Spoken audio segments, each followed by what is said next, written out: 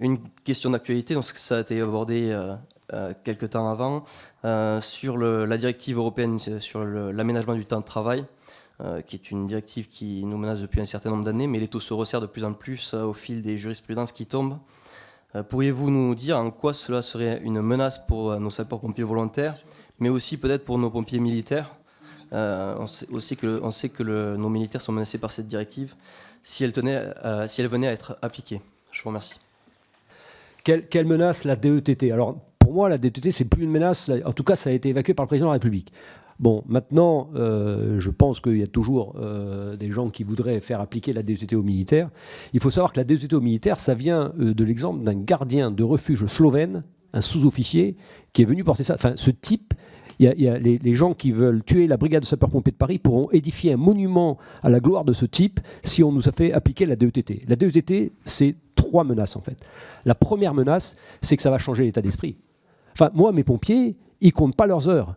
Ils sont pas, tiens, zut, j'ai fait plus que 48 heures cette semaine. Au bout de X heures, 11 heures, il faut que je prenne un repos, etc. Quand la mission est là, on fait la mission. Quand il y a le feu de Notre-Dame, on relève pas les gens au milieu en disant, ah tiens, t'as pas fait ton temps de repos, là. Vous voyez, c'est un état d'esprit, la DETT. Et donc, moi, je refuse de faire appliquer la DETT parce que ça changera fondamentalement l'état d'esprit des sapeurs-pompiers de Paris. Deuxième menace, deuxième péril, c'est que c'est un problème d'expérience. On a un métier, vous savez, c'est comme les internes en médecine. Les internes en médecine, ils font beaucoup d'heures, etc. Et nous, on fait beaucoup d'heures parce que c'est un métier de compagnonnage.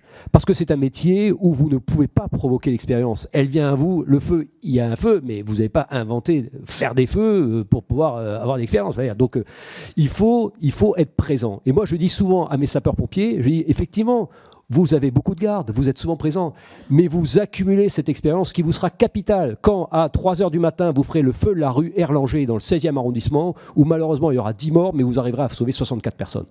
Et ça, c'est l'expérience, c'est du boulot au quotidien et de la présence.